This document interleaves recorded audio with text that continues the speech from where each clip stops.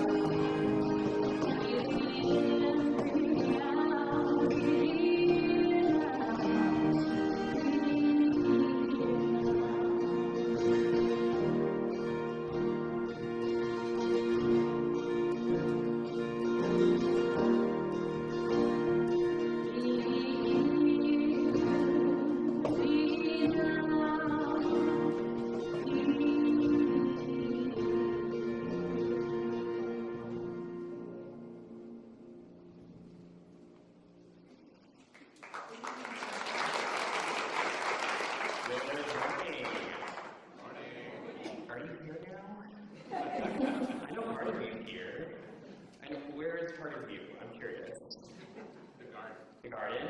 Yeah, like this garden, your garden. Where else? Where else are you? The mountains? Biking, hiking? Grandson? You're all in like lovely places. Because part of my garden is in places that are not so lovely. Anyone else there with me? Right? I'm feeling divided. Well, whether you're joining us here in the sanctuary, whether you're joining us online, I am so grateful that you have chosen to spend a little bit of your time here with us in this place, that we do the work to remind each other that every single person is worthy of love and that we're all in this life together. My name is Sean. I am one of the ministers here. I use he and him pronouns. And I have to say, I repeat these words every single time we do this welcome, that everyone is worthy of love and belonging, that we're all in this together. And some weeks it's harder. Anyone had a good week for this? Yeah? All right. Anyone struggling like me? I think that the time we're in is a time of struggle. Of trying to figure out what does it mean to be community, what does it mean to create a belonging that is bigger than fear, what does it mean to create a community that can hold all of the division and find something greater. And even though that's not easy, it is the work that we get to do, and I am grateful for that. Now, I'm wondering, is there someone here who is their first time here on Sunday? Maybe someone who's been invited here by a friend? You're pointing at someone? Over there? Hey! This is the part of the service where we invite you up. I feel like all of us have had that experience, right, where you're like trying something new and then suddenly the spotlight's put on you and you just want to like disappear, right? So thank you for risking being pointed at and then, right, being here. Because it's not a small thing to risk coming into community, even though it is the thing that I think so many of us are desiring. It's a risk to say, I'm going to try. Because sometimes risking, trying, and being let down is better than not risking at all. And yet, it's what we know we need. And so we'd love to help you, if this is your first time, if you're still getting to know us, we'd love to help you find a way into our community. We have this welcome table that's crescent shaped and these wonderful volunteers that wear these blue aprons, and they're ready to kind of fashion a meal of connection for you. Right. And if you're not so hungry for that or that one-on-one experience is a little much, Eleanor can come and tell you about inquirers and what's going to be happening this morning after the service. Yeah, I'm excited because I get to lead our inquirers experience this morning, which is for folks who are new or newish and want to learn more about Foothills and Unitarian Universalism. And this morning, we're going to be talking about faith development across the lifespan. Yeah, and it's over across in the chalice wing. Grab your coffee and then go down that hall, turn on the left, and it's in room 222, and we have snacks. So, yeah, it's a great opportunity. I'm going to go get ready for that. All right. And this is Eleanor, our Director of Family Ministry. Now I just have one little announcement for you, which is, do any of you ever have a question? Well, if you're just one of those few people that go through life filled with questions, next Sunday we're having our annual question box service. Yeah. Which is that fun time where you get to bring questions that we don't see, and then someone asks Elaine and myself, I think Reverend Gretchen is going to be making an appearance because she's back from her sabbatical as of next Sunday. And we're going to try to answer all of your questions on the spot. And I've just been like pushing answers down inside me this whole summer ready for this service. But it's one of my favorite services because we get to be honest and we get to be very direct with each other. And so I invite you this week to think about what are the questions that you want to bring into this space that we might answer together. Anyone know their question? What is it? What? I know, this is what I'm trying this morning, doing crowd work. Well, maybe it's not. Why don't we start our opening song? Would you rise, everybody, if we're going to sing the beauty staple of Come, Come, wherever you are.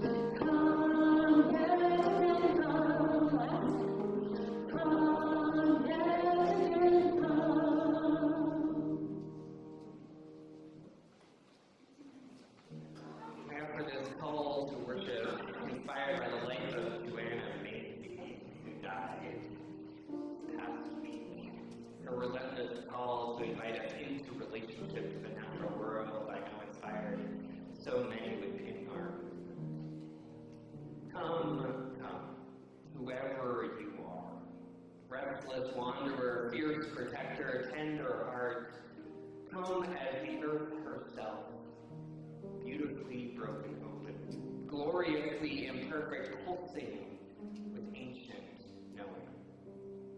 Your joy is starlight dancing, your sorrow is ocean remembering, your love is the same force that turns seasons and opens every flower that ever dared to bloom. Here, in this sacred pause between heartbeats, we remember what we've always known, that we belong to each other, that we belong to this breathing world, that we belong to the great web of being that holds us in an endless embrace. So come, bring your whole magnificent self, come play in the mystery that is life, come home to wonder. The only requirement for this holy gathering is that you are breathing. And look, you're doing that perfectly. So let us begin.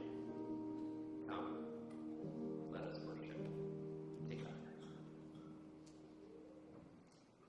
Will you join me in the words of our covenant? These are the promises we hear. Make one to another on this journey of life. It begins with the prayer. Love is the spirit of this church, and service is its law. This is our great covenant, to dwell together in peace, to seek the truth in love.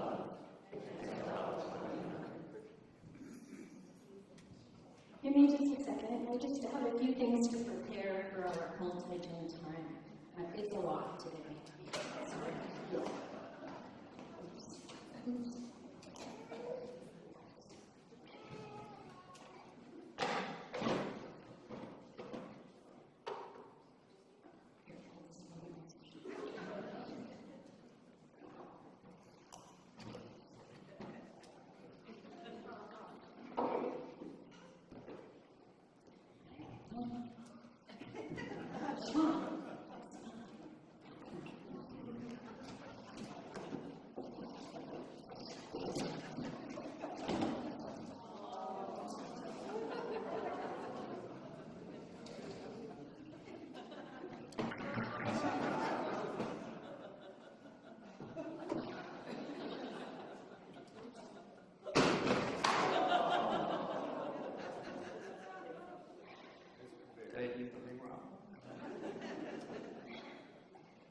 You know, Sean, I really appreciate that you were trying to help.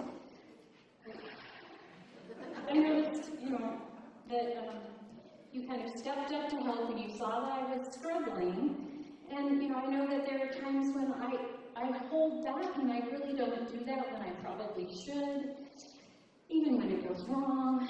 But, that makes me think about the other day. I was, driving to meet a friend for lunch in my car, and I saw this dog running loose.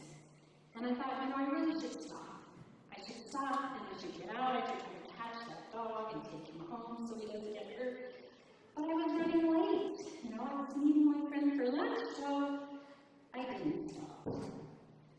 I knew it was the right thing to do, but I didn't do it. I talked myself out of that. Yeah, I've done that too. Sometimes I'm worried that, what if someone doesn't want my help? Or other times when I'm trying to help or I'm trying to do the right thing, sometimes it doesn't feel very good to do it. I remember one time my friends in school were going to do something that was kind of dangerous, and so I had to tell some of the adults about it, and I felt really gross about it, and I was like, this is the right thing to do, and yet I was like, I don't want them to get hurt. It's just really complicated to figure out what the right thing to do is sometimes. I know it's complicated, and sometimes it just feels bad. Yeah.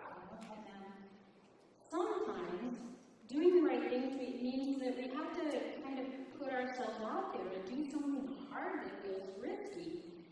And that makes me think about a time in our history when kids did something really hard to help make a change. It was called the Children's Crusade.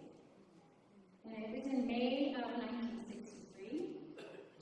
And thousands of black kids, maybe it was hundreds, I think it was a lot though anyway, it was in Birmingham, Alabama. They skipped school to protest segregation. They skipped school to protest segregation and racial inequality. And they marched in the streets. They faced crowds that were angry and policemen who were trying to stop them. And the children's march was covered by news reporters who took pictures of the kids. They took pictures of teenagers being attacked by dogs, of kids being sprayed by fire hoses, and kids and teenagers being taken to jail. Those kids decided to march even though they knew it was going to be really hard, and when people all over the country saw those pictures, it caused them to have a change of heart. Does that ever happen when you saw something that people were standing up to do something really hard? It caused them to have a change of heart, and they decided to support civil rights for all black people. Those kids doing that hard thing that they knew was the right thing to do led to the passage of the Civil Rights Act of 1964. We talk about courageous love a lot at Foothills, and I think this is an example of what we're talking about.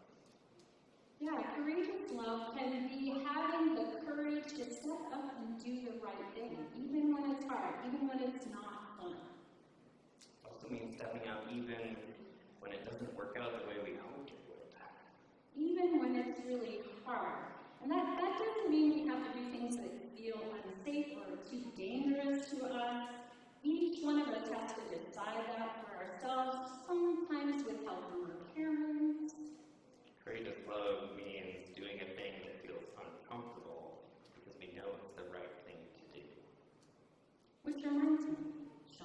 last week, Yeah. you confessed that singing is a part of church that's really hard and uncomfortable for you. I always worry that my microphone is on. Yeah. That's true, but you know what? We're going to sing now. And I have faith that you can be a part of this show.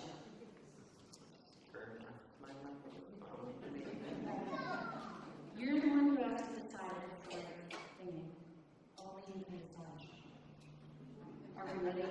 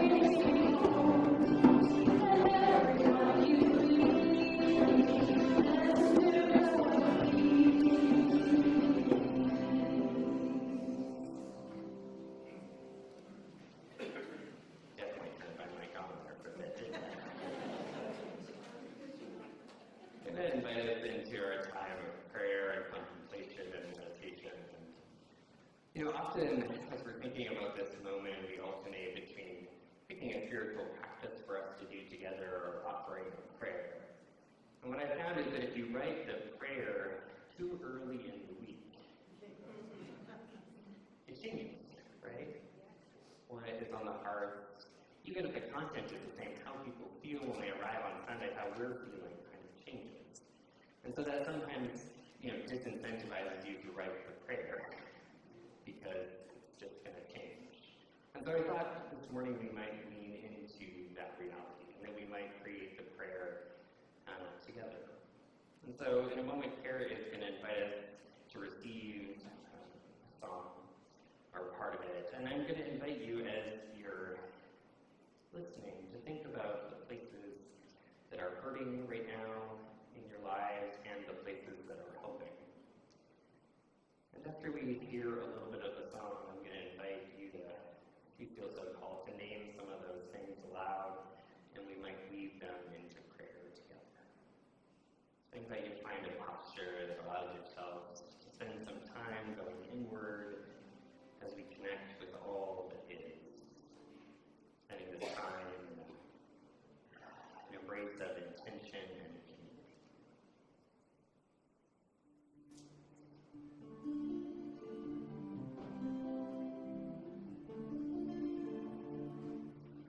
What wondrous love is this, oh my soul, oh my soul. What wondrous love is this, oh my soul. What wondrous love is this,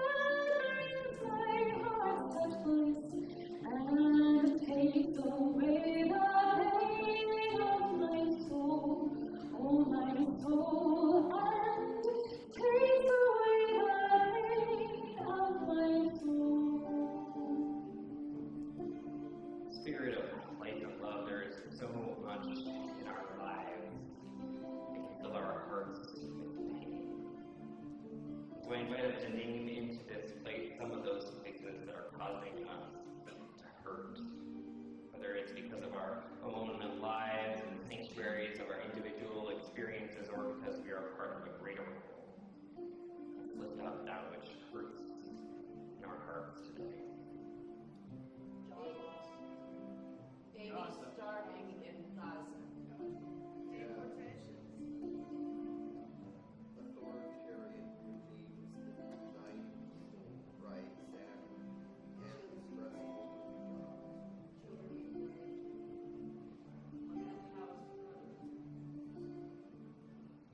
Friendship. Spirit of light, spirit of love. We humans are asked to hold so much in our tender hearts. We're asked to move through our individual days, tending to all that goes on in our lives in ways of friendships and job losses, and come together in moments of freedom, but also maybe pain and confusion of not knowing the way forward.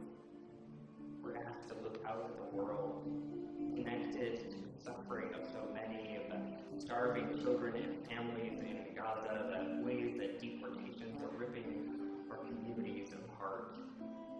To watch and fear for the democracy that might hold all of us as being tested, not only in institutions, but in the hearts and minds of our fellow citizens. For all this and so much more that we hold in our hearts, we pray. When I was sinking down, sinking down, sinking down.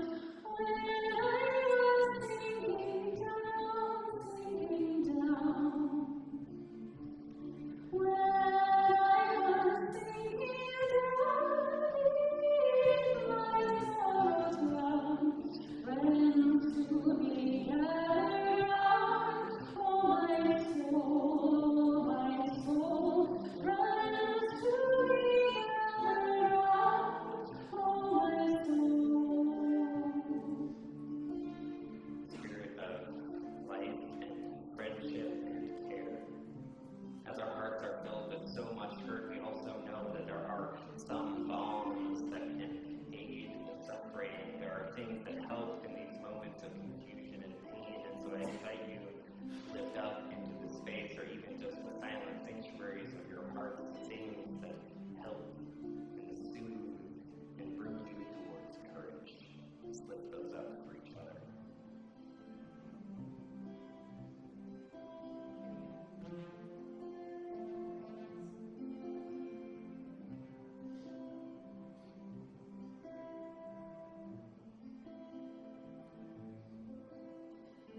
I can't believe that there's only 2 or 3 things that are helping, so I'm going to invite you to step into a bit more courage, understanding that sometimes we need each other to prompt us, to remind us of the things. So I invite you once again, you lift up the things that are helping. Those with my children, grandchildren, great-grandchildren. Faithful, loyal dogs.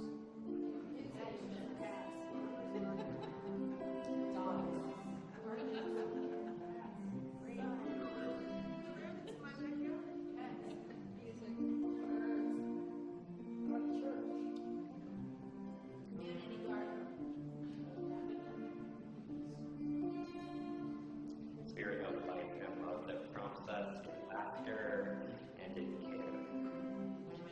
We know that we cannot, in any way, make all of the pain and the suffering of this world go away, but we know that there are ways that can help ourselves, our fragile hearts and bodies, endure the pain so that we can remember the blessings, so that we can endure the pain, so that we can show up with courage, tend to all that needs tending.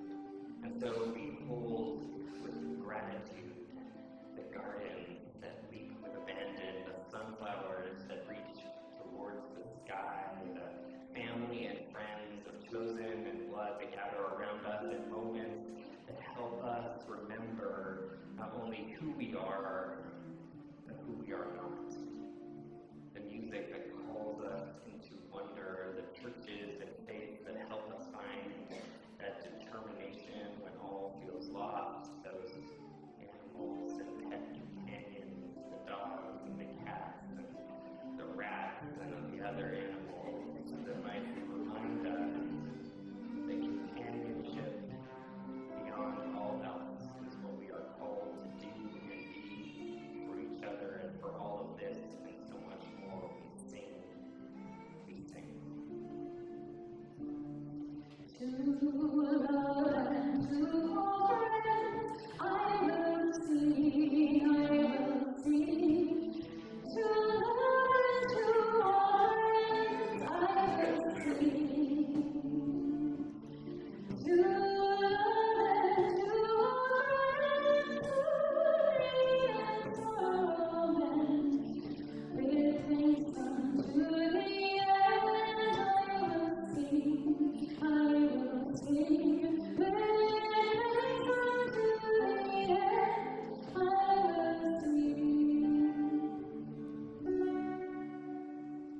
I invite us to close our time of prayer with just a beat of silence, allowing all of the hurt and all that helps to settle within us in the embrace of this gathered community.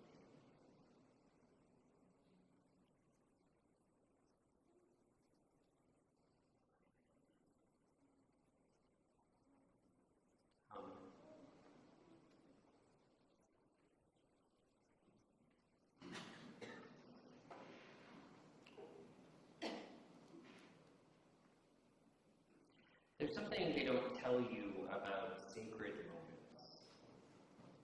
They're never as clean as you'd expect. I'm standing at my grandmother's grave last month. The priest is holding out a bowl, cemetery dirt, and a tiny metal garden shovel that looks like it belongs in a sandbox.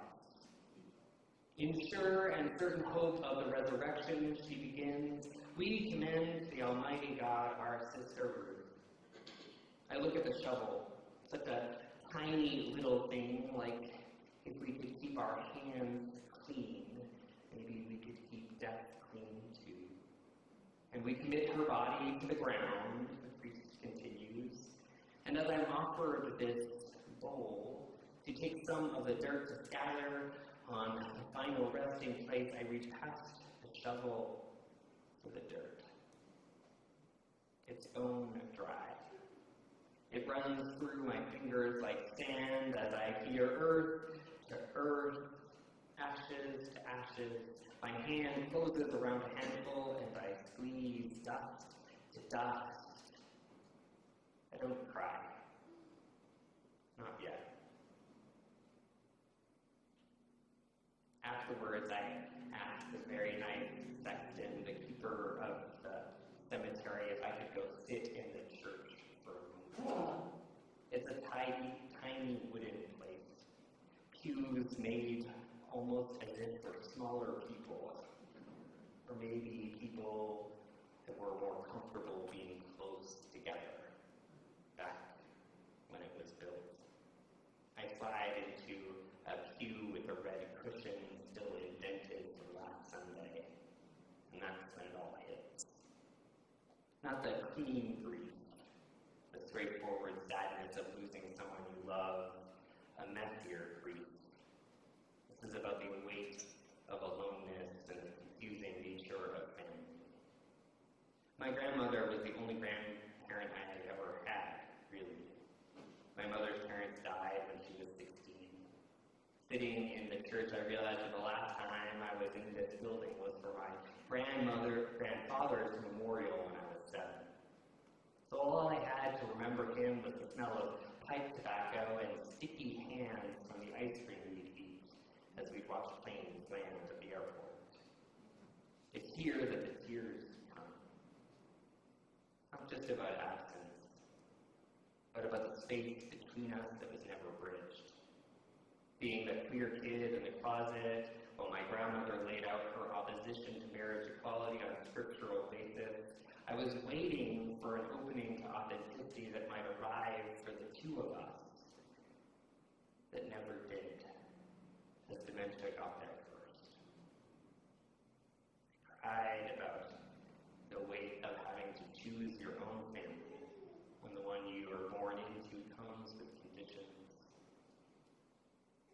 crying about the way that sometimes we feel so alone in ways that we don't know how to fix. My vision blurs as I scan the empty church, looking for something to anchor me. The wooden cross, the stained glass, the hymnals and their holders.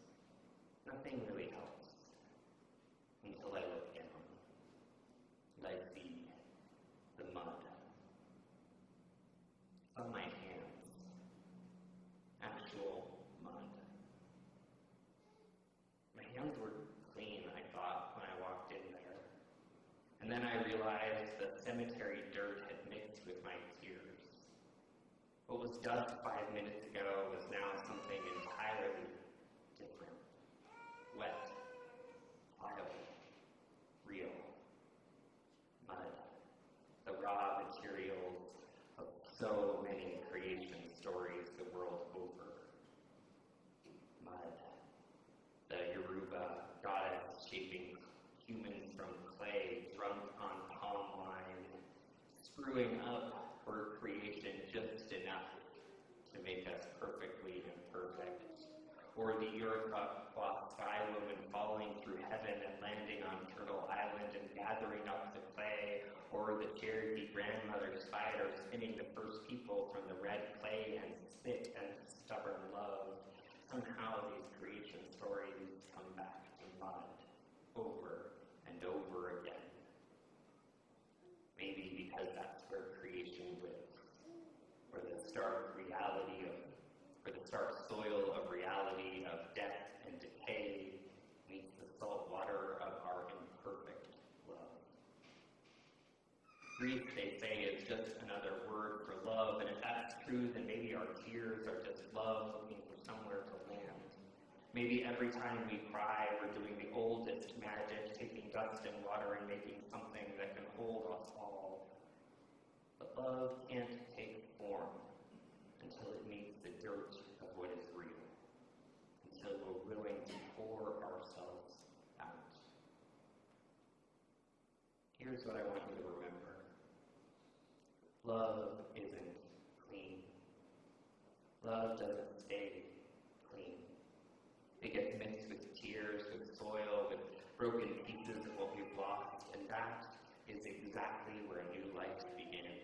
Not in purity, not in perfection, but in the sacred mess of our willingness to get dirty in the work of creating. So often we're sold a bill of goods that love is a spa day. That if you're doing it right, you come up refreshed, Instagram ready, with your cuticles intact and your heart rate steady. We reach so often for the sanitizer every time someone's pain gets too close, every time our own grief threatens to smudge our carefully applied composure. But think about it. Well, when was the last time that something meaningful happened in your life without you getting messy? When was the last time something meaningful in your life happened and you didn't get messy? Without it extracting tears or sweat. We keep waiting for the birth of new life without labor pains. For community without conflict. For justice without getting our knees scraped on the concrete of actually fighting for it. But the only clean spaces are the ones where nothing is growing. Because the only thing that is more tragic than a heart that's been shattered is a heart that's never been cracked open wide enough to let love out. Love isn't clean. Love leaves a stain. Love isn't clean, even when we so want it to be. But in these days, as we starve children and commit genocide in Gaza, when we look down at our hands, often we find it's not only the muck of the world that we find there, but blood.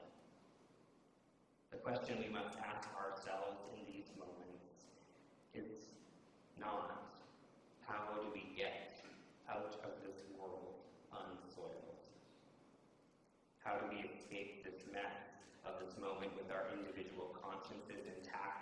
personal values purely adhered to, our hands so soft from never touching anything that leaves a mark.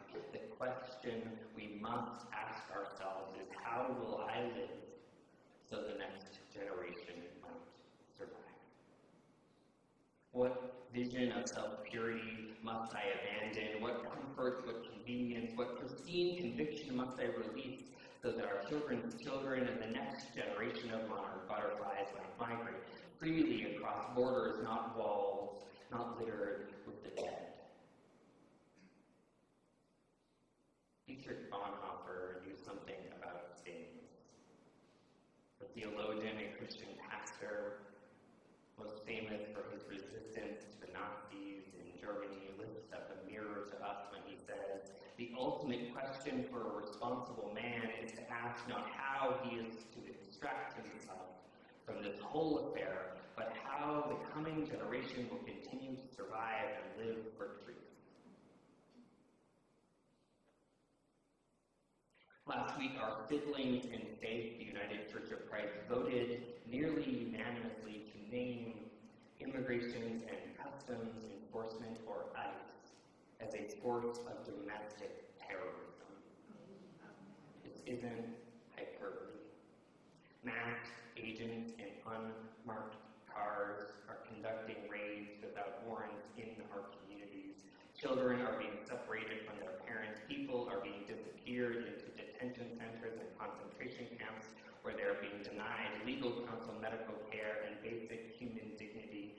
Families in our communities are being terrorized by forces that refuse to identify themselves. But in reading this resolution, I realized that there was both a deep moral clarity and conviction, but also something missing, something critical. Picture this. It's 3 a.m. and Agent Johnson sits in his government-issued Ford Explorer, engine idling, outside a 24-hour diner. His partner is asleep in the passenger seat, and Johnson, an ICE agent, is looking through his phone when he sees this UCC resolution glowing in the darkness. Domestic terrorism. The word pulses behind his eyes. And let's just say, because miracles can happen, if he breathes suddenly, like a revelation appears, and he suddenly realizes that he is in fact a domestic terrorist. It could happen, right? It could happen. It could happen that he could suddenly see his grandfather's face, suddenly realize that he's become what his grandfather fought against in World War II. It could happen. Evil is always a system, but it is a system made up of people. People who wake up every morning and put on their uniform, or I guess don't put on their uniform in this case, and participate in the machinery of cruelty. And humans, even those caught up in the gears of unjust systems, have choices. We need to be impeccably clear, even when life tries to cloud us with uncertainty.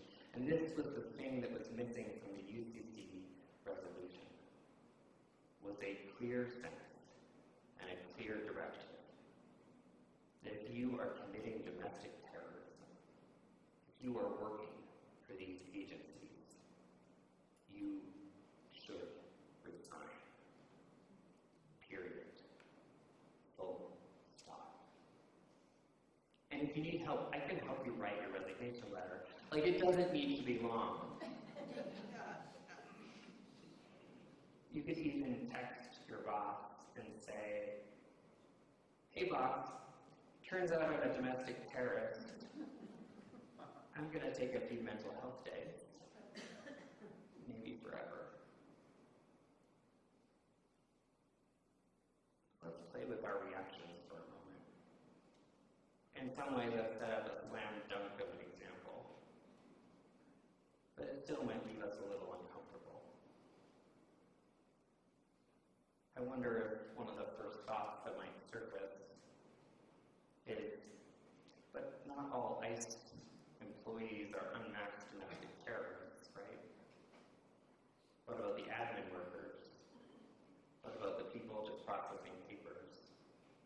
ones who've never put on vests or kicked down doors. You see, we have this impulse to find the exceptions, to find spaces where good people can exist within a system that we have named as terrorism. So let's talk about that impulse. Let's pretend we're talking to that ICE worker whose voice says, I'm a good person, I just happen to work for ICE. You clock in, you do your job, you go home to your family, you pay your mortgage, you coach Little League, you volunteer at a food bank, you're not in tactical gear separating families, you're just processing paperwork, answering phones, keeping the lights on. Why should you have to sacrifice your livelihood, your family's security, your children's college fund for a system that you didn't create and you can't control? Bonhoeffer called this the individualist trap. Believing that as long as your hands stay somewhat clean, as long as you're not personally responsible for pulling triggers or knocking down doors, that you remain somehow morally untouched by the systems that you serve. But dirt doesn't stay where you put it. When you work for an organization that terrorizes families, some of the terror gets on you. When you process paperwork leading to child separation, your fingerprints are on that separation. When you answer phones for an agency operating with masks and unmarked vehicles, you become part of the mask. You can't wash your hands at home because systems don't run on autopilot, they run on people. Good people. People just like you. And maybe the second voice that we might hear within ourselves says, well, actually, ICE does some good work. The voice that points to the human trafficking cases that might get adjudicated, the drug interdictions, the complexities of immigration law. We might hear ourselves, we say we need enforcement, just done better with more oversight, more training, more humane practices. This is what Bonhoeffer calls the centrist impulse. That somehow, if we find the right balance, weigh the good against the bad on some cosmic scale, we could make peace with participating in terror.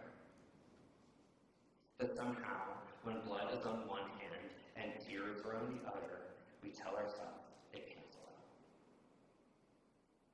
But when you try to balance horror with good deeds, you're not solving the problem.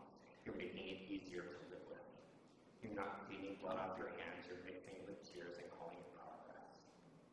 The centrists want to believe that somewhere in the machinery of family separation, there's a way to do the right thing. That if we just tweak policies, train agents better at oversight, we can transform an instrument of terror into something humane. But we can't.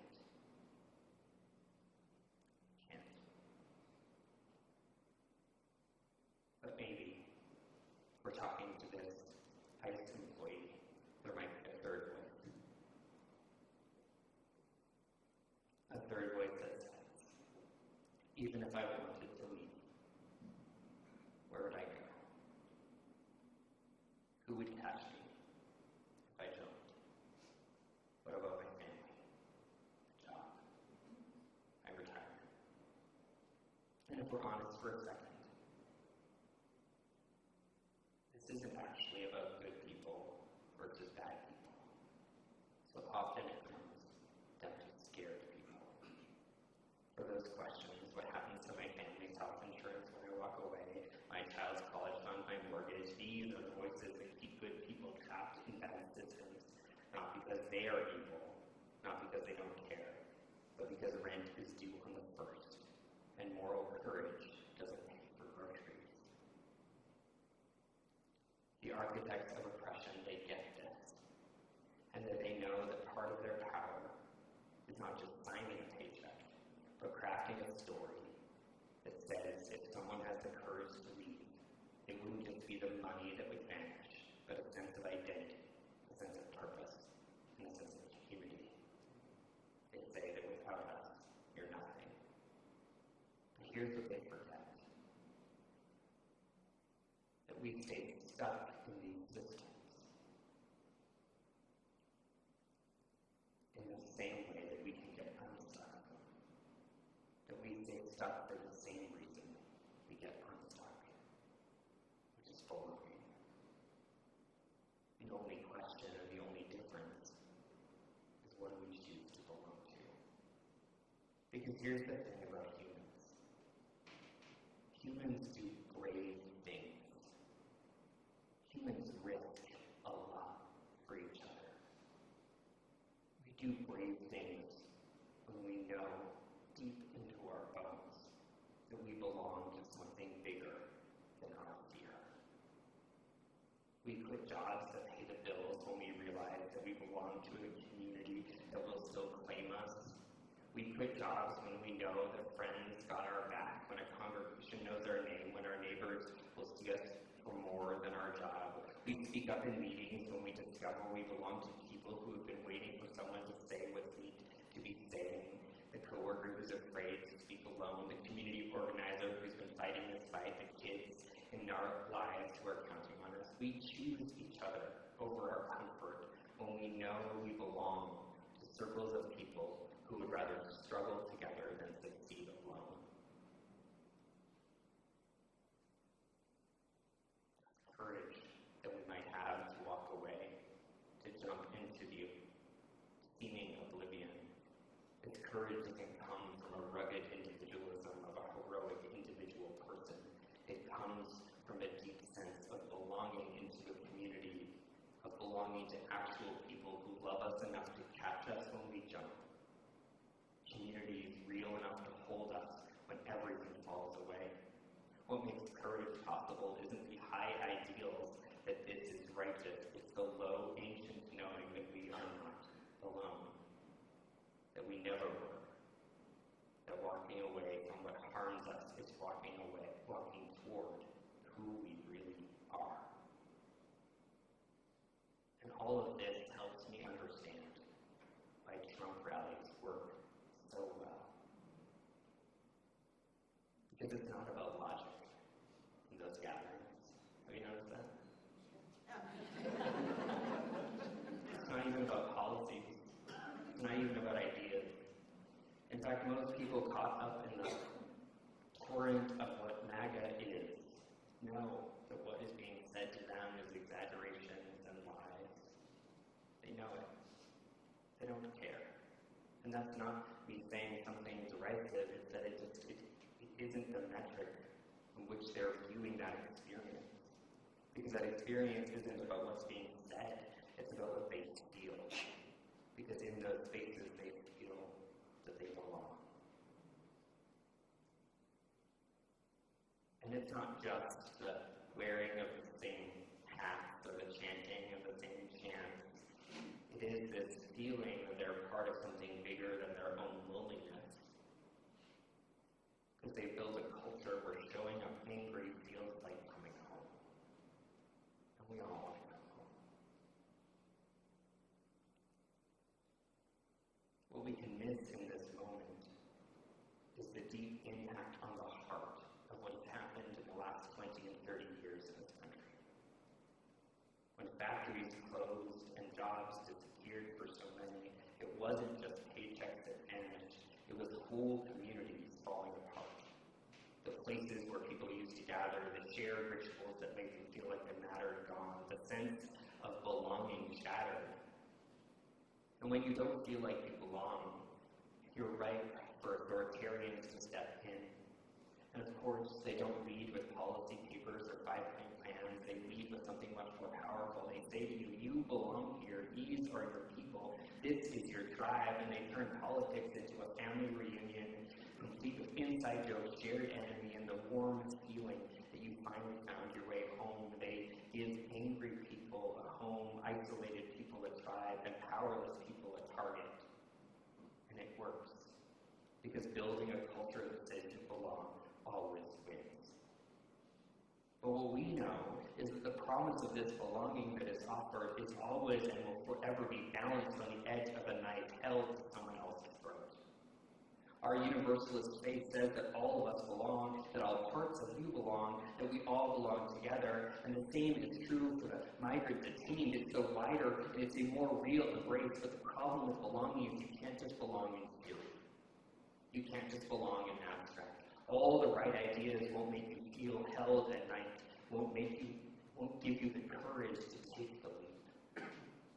And so in these moments, the question for us is how might we craft a belonging so real, so expansive, so filled with hearts and minds and food and love and risk and money, that people might be willing to jump from all that they know to join us. Andrea Gibson said, "When I get to heaven, I will refuse to call it heaven if the people I love who put me through hell aren't there." Because being human takes practice, and it is up to us to build a belonging so irresistible that choosing justice feels like coming home, that courage becomes contagious, a feeling of belonging so powerful it can break the grips of every paycheck and threat, a belonging that makes walking away from evil feel like the only sane choice. Picture it. The Make America Great hat collecting dust in a closet because they found something that feeds their soul, that is enraged. A belonging that doesn't come to the edge of the knife, but a belonging that gets its hands dirty in the work of creating a world where all are welcome. The fear peddling needs us to be small and scattered and suspicious. They're banking on our belonging being as brittle as theirs, but it doesn't have to be. The love isn't clean. It will stain you, cost you, wreck you in the making, but it will also tell you in no uncertain terms that you belong. So look at your hands, the dirt, the blood, the tears. Bring them together, for this is how the world begins. What resignation letter do you need to write? What system or way of being are you ready to walk away from? Press your dirty hands together, feeling the grit under your nails, the mess we've inherited. This is the clay of the next world, made from your willingness to get wrecked in the making of it. Every creation story starts with someone willing to get their hands dirty enough to shape love from the mess. Love isn't clean. It's not a sure bet. It asks almost everything of us. But don't worry. It's worth it. Amen.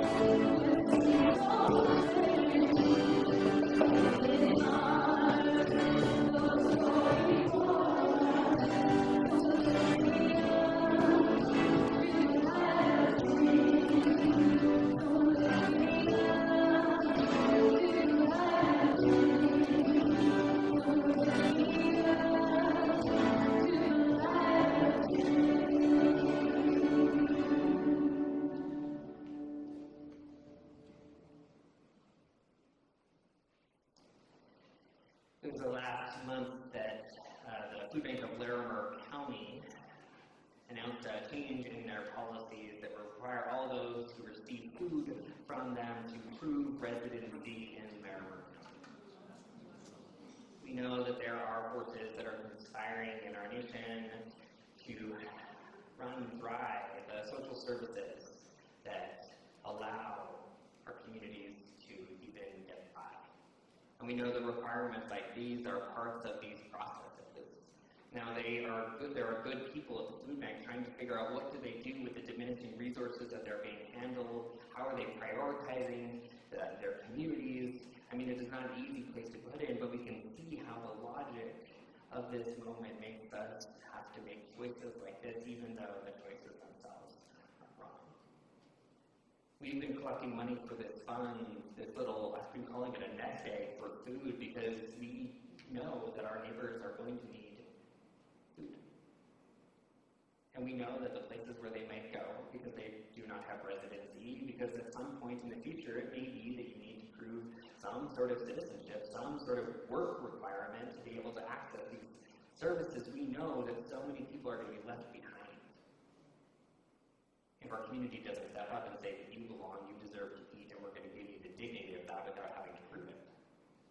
And so we've been collecting money for this fund that we're going to take a collection for, this little Food for Our Neighbors fund, because we know that our community partners, we know the members of this community are going to come up with and find needs that we're going to fill. Because that is the place of belonging that we want to build for our neighbors. And you do not need to prove yourself worthy of having food. I invite you to give generously to our offering that we share equally with the specific fund and the work of our church, all of it doing the work of unleashing courageous love. Your generosity will now be greatly received.